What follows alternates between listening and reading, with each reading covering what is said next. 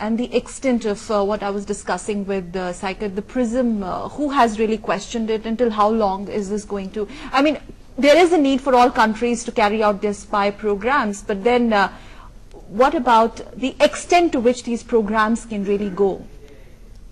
Well, the extent to which these programs can go is the extent to which you can get away with it. If you get caught, if you're a traitor, let's say, if you're spying against your own country and you're caught, well, then you face the law. In many countries, the punishment is death.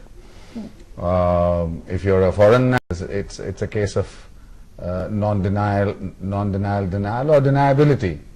But don't forget that having said, this aura of sleaze that sort of envelops this whole world of spying is a little misplaced. After 38 years of diplomacy, I can think of instances like when Gordon Brown announced when he was Prime Minister that nailed the Pakistani lie about the Pakistani military not being involved. But the way Sir France has reacted, the way in fact Brazil has reacted, the way Italy has reacted, do you think it's going to have some sort of fallout as far as US's bilateral ties with these countries are concerned? Yes. No, just one sentence on the same subject which you asked, Mr. Bhagat.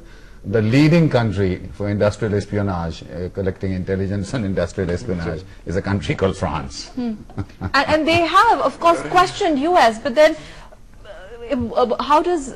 You see, this is all play acting. As a matter of fact, diplomacy, I feel,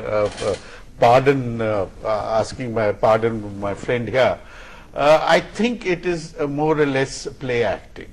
Because and in any case, as far as Europe is concerned, because of NATO, because of other agreements which all the European countries have with America, and their reliance of, just let me expand it a little, they are very, very close to each other. They know what is going on. But as far as electronic surveillance, which the NSA does, it is like casting a fishing net.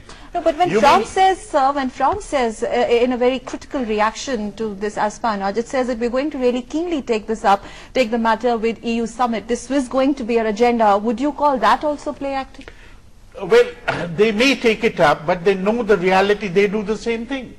I mean, France certainly has, I think, is putting a lot of energy as well. They'll keep the niceties and the play acting. But isn't it a double speak, Saikat? Now, we've heard Brazilian president take this matter at the UNGA, recently concluded UNGA, and she, in fact, cancelled her trip to US.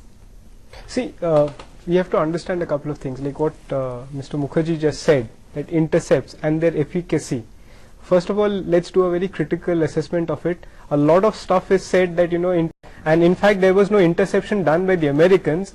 Whatever was recorded, and when it was reverse tracked, we found that it was done through voice over internet protocol, and that helped produce some evidentiary value of Pakistan involvement. But there was a lot of other evidence, etc. Also, this whole canard that is created, that intercepts and technical intelligence helps in prevent terrorism.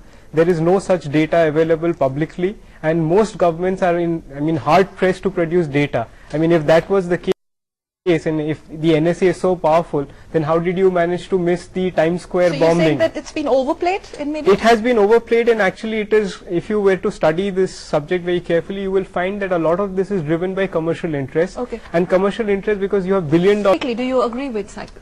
Well, there's, it's two sides of the same coin. I mentioned in the beginning that the two counterproductive elements in terms of gathering of intelligence is, one is that when you have an enormous amount of data, your interpretation can go, the interpretation is not done electronically, it's done by the human mind.